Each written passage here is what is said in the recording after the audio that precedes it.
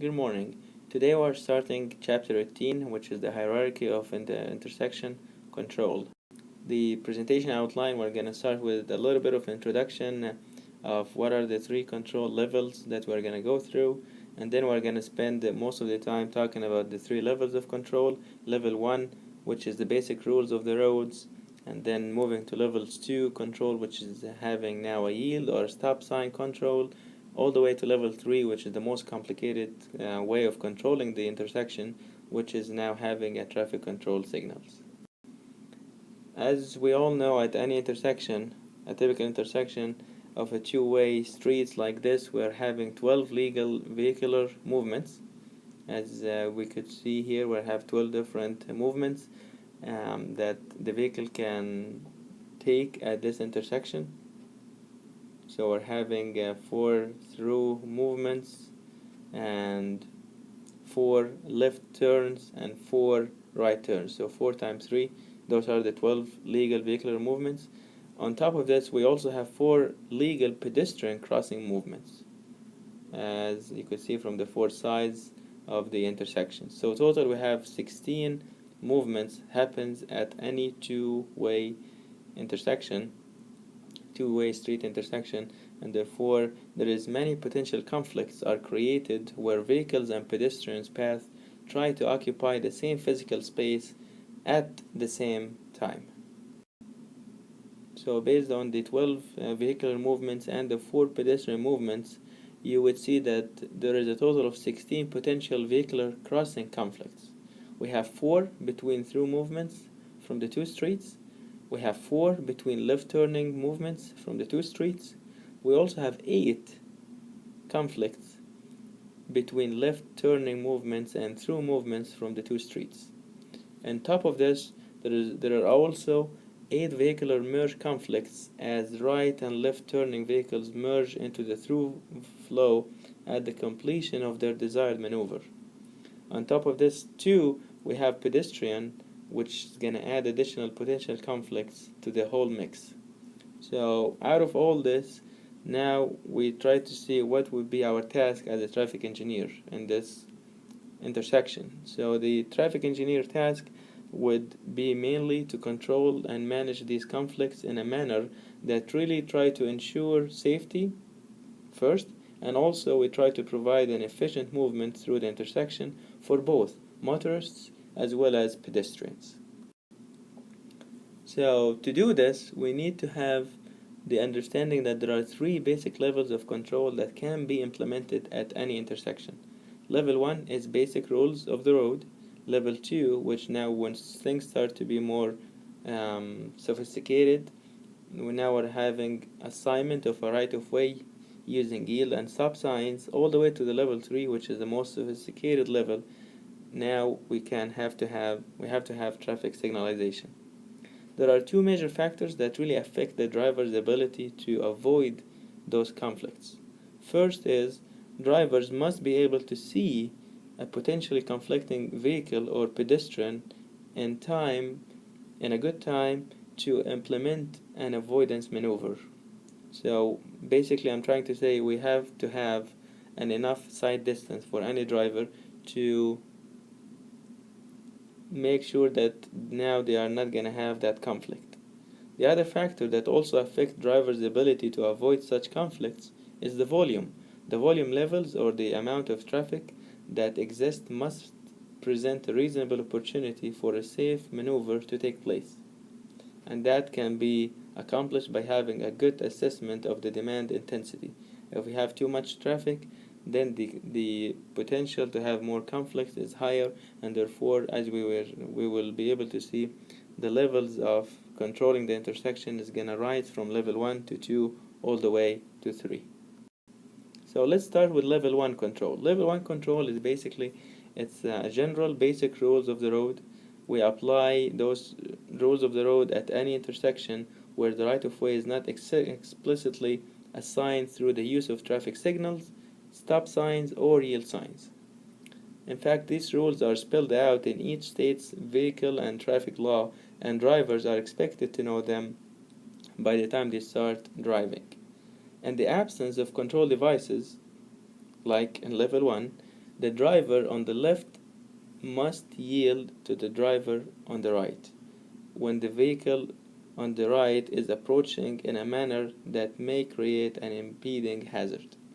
In most of the states, actually, the state highway agencies codes also specify that through vehicles have the right of way overturning vehicles at uncontrolled intersections. So if there's an intersection and this intersection is uncontrolled, meaning that there is no signals, there is no yield signs, there is no stop signs, then through vehicles have the right of way overturning vehicles at this type of intersections. So, to safely operate under these basic rules of the road, which is level 1, drivers on conflicting approaches must be able to see each other in time to assess whether an impeding hazard is imposed and to take appropriate action to avoid that accident. To do so, now we're having this schematic here. I have vehicle A and vehicle B. Vehicle A, as you could see here, is located at a distance of dA from the collision or conflict point. This is here a potential collision point. So the distance dA is the distance from vehicle A to that conflict point. And vehicle B is located at a distance dB from the same collision point. Now the criteria is here the side triangle, which is this triangle here. Side triangle must be sufficiently large enough to ensure that at no time could two vehicles on the conflicting path at distances and speeds that might lead to an accident. This is here the rule of thumb that we need to follow for the next calculations to come. So one more time, vehicle A has a distance of dA to the potential conflict or collision point, and point B, dB, is the distance between vehicle B and the collision point, and the side triangle, which is this triangle here, must be sufficiently large to ensure that no time could two vehicles be in a conflicting path at distances and speeds that might lead to an accident. So the sight line, as you could see here, the sight line, which is dB and dA, now is going to form three similar triangles with sides of the side obstruction. So now we're having three similar triangles. Those triangles are 1, 2, 3. This is one little triangle here. And the other triangle is 1, 4, 7, which is the biggest triangle. And the third is 6, 4, and 5. So those three triangles are similar triangles, and we're going to work on them to come up with some equations to help us how to decide whether it's this location of the two vehicles are in hazardous or not. So based on those three triangles, similar triangles, we can come up with these equations here. So now I can see B,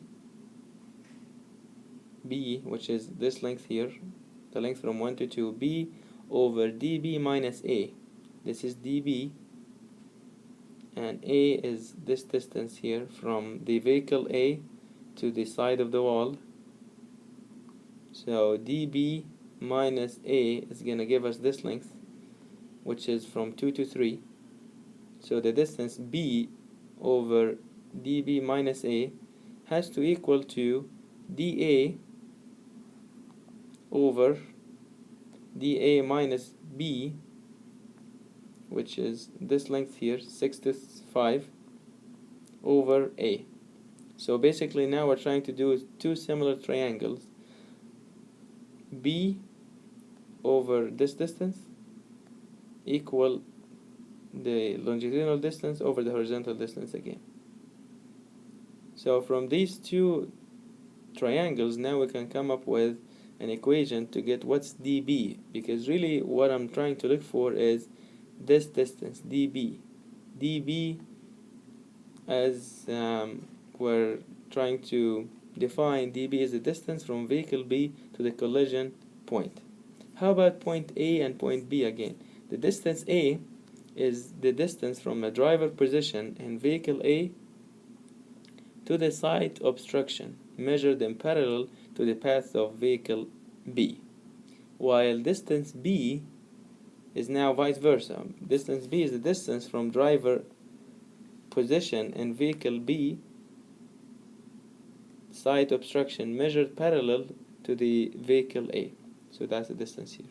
So our goal, how can we get this dB based on some known or based on some other distances? So dB now is equal to dA times dA over dA minus B. So now once we calculated dB and dA, now we need to compare them to the available side distance at the location.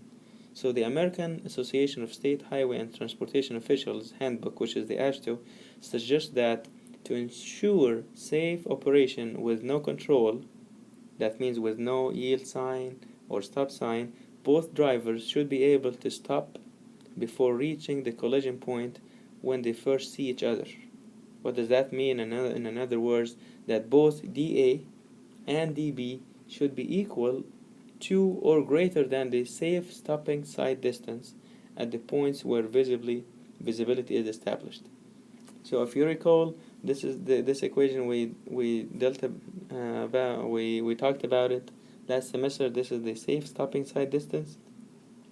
Basically, it's equal to 1.47 times SI, which is the initial speed of the vehicle, times T, the reaction time, plus SI again, initial speed of the vehicle, squared over 30 times 0.348 plus or minus 0.01 times G. G is the grade. And where did we come up with this 0.345? This is the standard friction factor for stopping maneuvers. And the T, the reaction time, based on the AASHTO standards, it really suggests that driver reaction time is about 2.5 seconds to be used while we're trying to estimate the safe stopping side distance. So if I have the chance to calculate the stopping side distance, then I have to compare it to the dA and dB. And as we said, how can I say that this intersection is safe without any control? Is that both dA and dB should be equal or greater than the safe stopping side distance. That means the drivers have enough distance to see each other before any accident or collision would happen. So what are the analysis steps that we're going to follow here to decide whether this intersection is safe without having any control devices or not? The very first step, we typically assume that vehicle A is located one safe stopping distance from the collision point. So now I'm assuming dA is equal to ds. ds is the safe stopping side distance using equation 1 that we just showed. Then by convention, vehicle A is now generally selected as the vehicle on the minor street. That's the typical steps. So if we have two streets, we would pick vehicle A from the minor street, and we would equalize dA to the stopping side distance. That's the first step. Second, using equation 1, we determine now the location of the vehicle B when the drivers first see each other. How this really becomes now the actual position of vehicle B when the visibility is established. So that's what we call it dB actual. dB actual. Step number 3, because now the avoidance rules requires that both vehicles have one safe stopping distance available, then the minimum requirement for dB is the safe stopping side distance for vehicle B, which we can compute from equation 2. This now becomes the dB minimum. What's the minimum length for vehicle B to allow the driver to see vehicle A? For the intersection to be safely operated under basic rules of the road, which is again without any stopping signs or yield signs, dB actual has to be more or equal to dB minimum. So what are the two equations again to remind you? This is here equation 1 and this is equation 2. Equation 1, this is how we get dB. So dB is simply again is equal to A, which are known from the intersection. B is known. The only thing is unknown, which were based on step 1. We're assuming dA is equal to ds. So this is here step 1, and then this is step 1 here to get the ds. dA is equal to ds. Step 2 is equation 1 to calculate dB, and then we would compare the dB actual versus the dB minimum. Let's have an example to make things easier to understand. Before we go to the example, we're going to have another approach here that we also typically use. Another approach is now we provides another means of estimating the minimum required distance, which is dB minimum.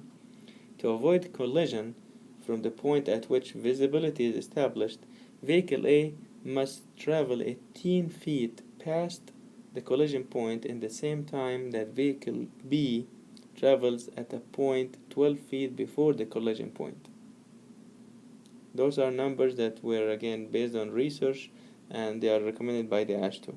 So if I have these two numbers, now I can come back to the equation that we developed before, and now I have the equation here. dB is equal to dA plus 18 over SB over SA plus 12. If for any of the side distances or side triangles dB actual is less than dB minimum, then the operation with no control cannot be permitted. This is here the conclusion. If dB actual is less than dB minimum, then we have to put yield signs and stop signs. This is the case. When this is the case, there are 3 potential solutions. If now we cannot use level 1, which is basic rules of the road. So how to fix it? If the dB actual is less than dB minimum, first we can implement intersection control by having to put stop or yield control or traffic signals. So now we're rising from level 1 to level 2 to level 3 control. Or we can lower the speed limit, because if we lower the speed limit, this is here SA and SB, those are the speeds.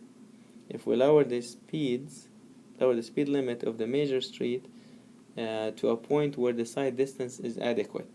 So if we are lowering the speed, that means we're pumping the side distance, and therefore we still can have level 1 without the need of stop sign or yield sign. The third option is to remove or reduce any side obstructions to provide adequate side distance. Sometimes we cannot lower the speeds, we don't want to have stop or yield signs, but we can work on improving the visibility of the intersection, remove some of the obstructions, so we would have more adequate side distances. Now let's have an example to understand more the concept here and to see how are we going to implement the 2 equations that we just mentioned. So this example here, we're having one-way minor street and two-way major street. So as you could see here, this is the two-way street, and this is one-way minor street. So basically here we have to analyze, this is car A, car C, and car B, and now we're having to analyze 2 side triangles must be analyzed. The 85th percentile immediate approach speeds are shown. So I'm telling you that at the minor one-way street, the speed of vehicle A is 30 miles per hour, and the speeds of the two-way major street is 40 miles per hour, and all the distances from vehicle A, for example, to the right side is 20 feet, to the left side is 60 feet, and the distance is also from B to the edge here is 42 feet and 12 feet for vehicle C. And as we said, since this is a one-way minor street and two-way, we're gonna do the calculations maybe twice. So first, as we discussed in the analysis steps, first it is assumed that vehicle A is 1 safe stopping distance from the collision point. So how can I get the equation? This is the equation that we're following. dA is equal to 1.47 times 30, this is the speed, times 2.5, that's the reaction time, plus 30 squared, this is the speed squared, over 30 times 0.348 plus 0. 0 here, that means there is no, the grade is 0, it's a leveled intersection. So based on this, we can get now the dA. That's assumed dA is equal to 196.5 feet. As we said, we used here 2.5 seconds is the standard driver reaction time used in safe stop inside distance computations. Now we can get the actual position of vehicle B when it is first visible to the driver of vehicle A is found. So dB actual, this is equation 1, is equal to A times dA over dA minus B. A, based on the definition of the schematic that we just showed previously, A is 20 feet, which is the distance from A to the side, times dA, which is 196.5 feet, over dA, which is 196.5 minus 42. 42 is the distance between car B to this side of the street. So if we go through the calculation, now dB actual is 25.4 feet. So this must be now compared to the minimum requirement for dB.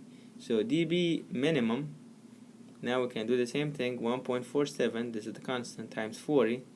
If you go back to the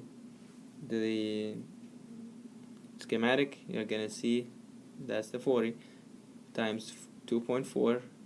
This is the 40, no, this is the speed, times 2.5 plus 40 squared over 30 times 0.348 plus 0. So this is now gonna give us that the dB minimum is 300.3 feet. Or you can calculate it using the other methodology based on the speeds. So it's 196.5, this is dA, plus 18 over the speed of the major road 40 over the speed of the minor road 30 plus 12, and that's gonna equal to 298.0 feet. So the two methodologies, whether methodology 1 or 2, are gonna give you the same or very similar dB minimum. So in this case, again, both of the minimum requirements are pretty much similar, and both are what? They are really far larger than the actual distance, which is 25.4. What does that mean?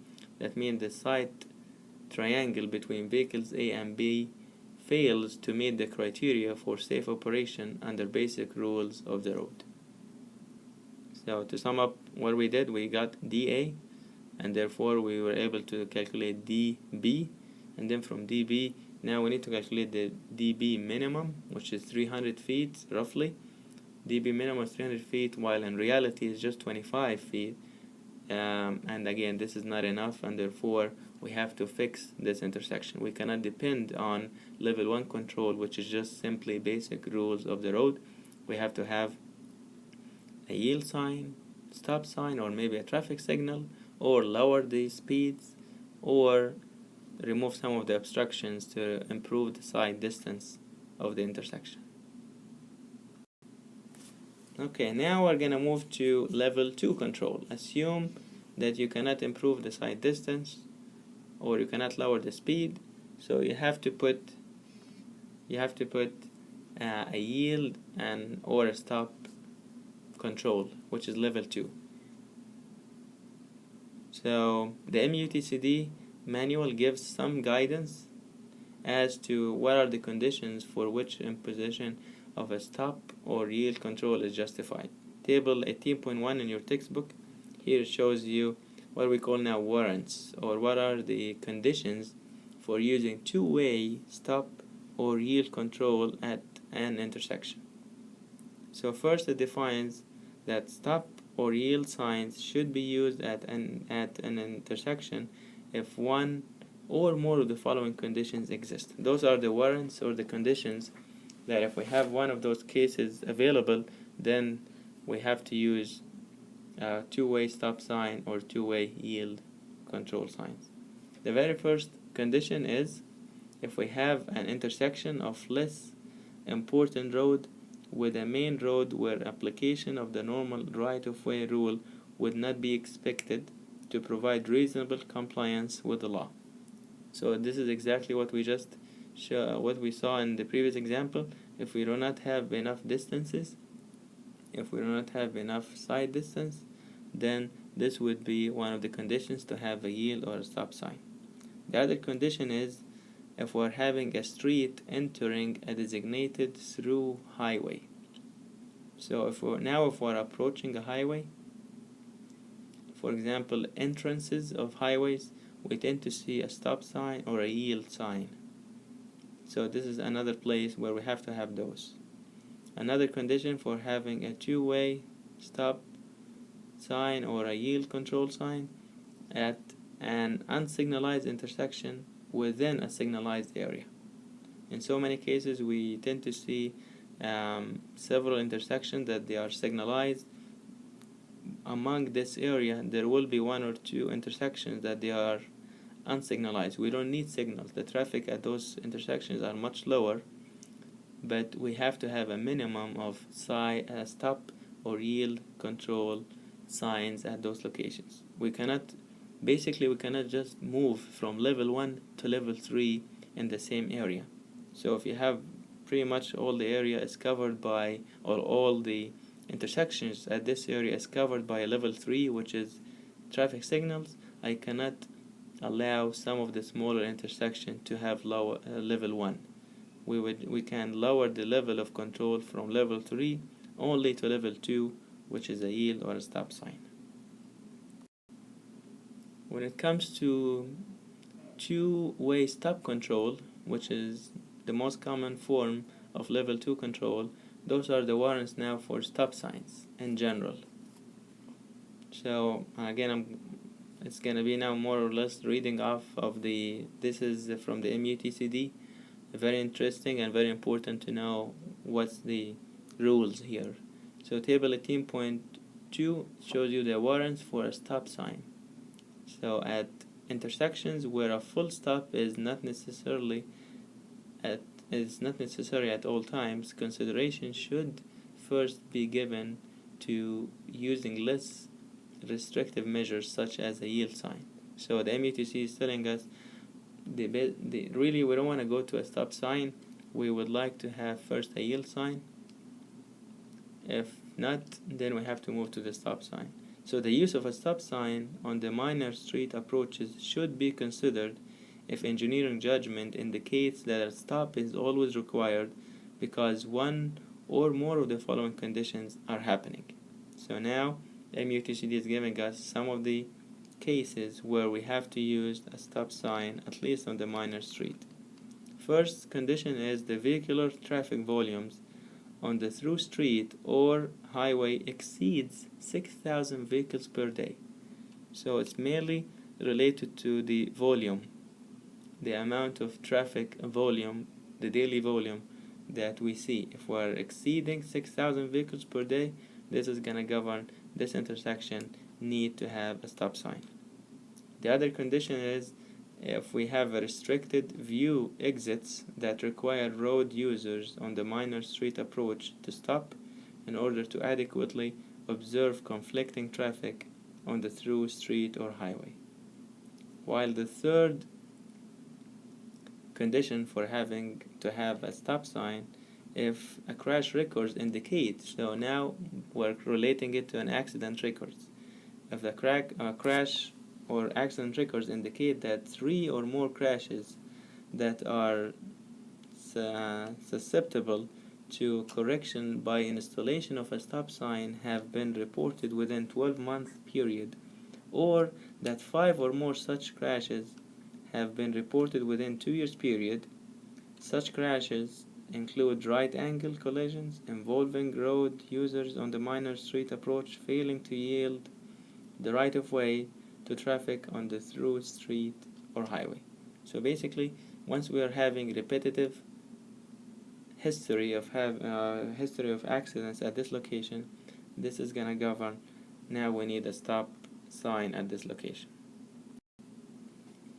ASH2 also provides a side distance criteria for stop controlled intersections. For example, it gives us a methodology which is based on observed gap acceptance behavior of drivers at stop controlled intersections is used. A standard stop location is typically assumed for the minor street vehicle, which is the vehicle A at the previous example. The distance to the collision point dA has 3 components. So that distance to the collision point has 3 components. The very first component is the distance from the driver's eye to the front of the vehicle, and it's typically assumed 8 feet. And also depends on the distance from the front of the vehicle to the curb line, which is assumed to be 10 feet, as well as the distance from the curb line to the center of the right most travel lane approaching from the left, or from the curb line to the left most travel lane approaching from the right. So if you consider all these distances, now we can have this equation here, dA stop. This is the distance of vehicle A on a stop controlled approach from the collision point. So it's equal to 18 plus DCL. DCL is the distance from the curb line to the center of the closest travel lane from the direction under consideration. So the 18 is basically the it's basically the 8 and 10. So the 8, which is the distance again from the eye of the driver to the front of the car, and also the 10. So 8 plus 10. And again, the 10 is the distance from the front of the vehicle to the curb line. So that's where we get the 18. Now the required side distance for vehicle B on the major street for stop controlled intersections is found by this equation here, which is provided by the MUTCD manual. dB minimum, which is the minimum side distance for vehicle B approaching on a major street, is equal to 1.47 times S MAG. This is the design speed of the major street in miles per hour, times TG. TG, this is the average gap accepted by minor street drivers to enter the major road in seconds. This average gap ranges really from 6.5 seconds to 12.5 seconds. Average, typically we use 7.5 seconds, but if you have the chance to go to the field and observe it under this specific study, it would be really preferred to do so. But again, if you don't have the capabilities of measuring this average gap distance or average gap time, you can use 7.5 seconds. So let's have an example here and see how can we testify having a stop sign at this location. So now we are having this example. Consider now the case of a stop controlled approach at intersection with 2-lane arterial with a design speed of 40 miles per hour. So that's here what we're having. This is the major road, two ways, and this is here car A, and all the distances required is given to you, and the speed is 40 miles per hour. So first we need to get the position of the stopped vehicle on the minor approach. The position of the stopped vehicle on the minor approach, which is A, we can get dA stopped from the left, which is 18 plus 6. And the question now would be why 6? 18, again we got to know 18 is fixed. 8 plus 10, 6 feet here is basically the distance from the edge of the curb line to the center line of this lane here. So the distance, as we see here, the width for each lane is 12 feet. So if we are doing first dA stop from the left, from this vehicle coming this side, so it's going to be only 6 feet, which is half of this lane. That's why it's 18 plus 6 equal to 24 feet. While if now I can measure the position of the stopped vehicle on the minor road A from the right, from this vehicle now, so it's going to be 18, which is fixed also, the distance from the eye of the driver to the front of the car, and from the front of the car to the curb line, Why 18 now? Basically 18 is a lane and a half, because we need now to measure the distance from the curb line to the center of the far lane. So I'm gonna have one lane, which is 12 plus 6, and that's why it's 18. So now I get the two of them. The position of the stopped vehicle A from the left is 24 and from the right is 36. Now I can get now the minimum side distance requirement for vehicle B, which is going to be 1.47. This is the constant times 40, which is the speed, times 7.5. This is the TG, the time gap between drivers trying to cross here. So the minimum distance is 441 feet. This is the minimum distance that we have to have. Now let's calculate the actual distance of vehicle B from the collision point when visibility is established. So you can get now dB actual. This is the same equation that we used from level 1 control, rules of the road. So 36 times 24. So 36, this is the distance, 36. Times 24. 24 is dA from the left, over 24, which is dA from the left, minus 20 right here, because now we're trying to get dB actual from the left. So now the interaction between dB, which is this car here, and dA. So the dB actual is 216 feet, which is less than 441. So what does that mean is that the actual distance that we have is 216, but the D minimum is 441 feet. Therefore, we don't have enough distance for this vehicle to move, to go through, or to turn left. And B here, this car is gonna conflict, and we don't have the enough amount of distance. Therefore, we have to have that stop or yield sign. While if you do the dB actual from the right, now we're trying to do the same analysis to see the interaction between this car dA and this vehicle here. dB right from the right is equal to 16, which is now this distance, times 36, which is dA, which is this one here.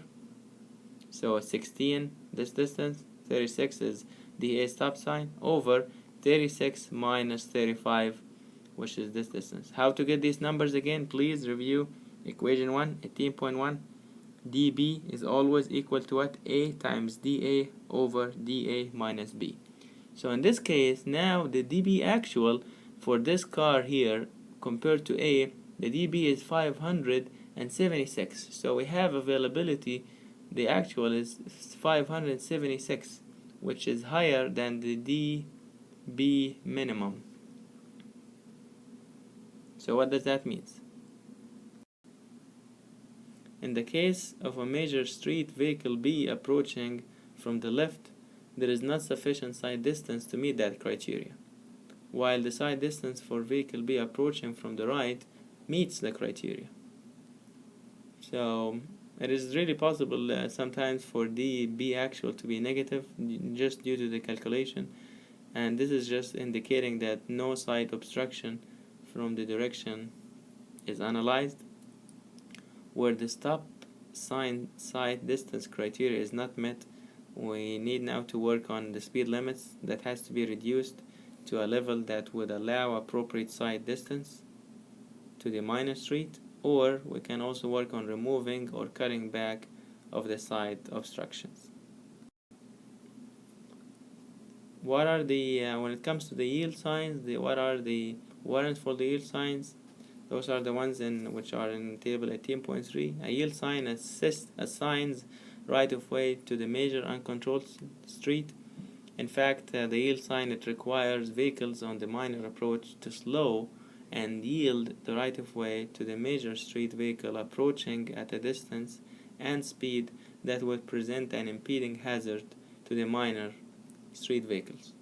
So first, the MUTCD define a yield sign. A yield sign shall be used to assign right-of-way at the entrance to a roundabout. Yield signs at roundabouts shall be used to control the approach roadway and shall not be used to control the circulatory roadways. So yield sign must be installed at 1, 2, 3, 4, 5 different conditions. We have to install yield sign. First, on approaches to a through street or highway where conditions are such that a stop is not always required. Option 2, yield sign can also be installed at the second crossroad of a divided highway where the median width of the intersection is 30 feet or greater. In this case, a stop or yield sign may be installed at the entrance of the first roadway, and yield sign may be installed at the entrance of the second roadway. The third case is on a channelized turn lane that is separated from the adjacent travel lane by an island, even if the adjacent lanes at the intersection are controlled by a highway traffic control signal or by a stop sign. Case number D is yield sign has also to be installed at an intersection where a special problem exists and where engineering judgment indicates the problem to be susceptible to a correction by a yield sign, while the last case of having a yield sign is basically when we are facing the entering roadway for a merge type movement if engineering judgment indicate that the control is needed because acceleration geometry and or sign distance is not sufficient for merging travel operation or traffic operation. So with this we finish again the first two levels. How can we move from level 1 to level 2 control? And sometimes if we don't even still have, if we cannot reduce the speeds or we don't have the right minimum of sight distance, then we have to move to the level 3 control, which is really now having to install traffic signals. Thank you so much.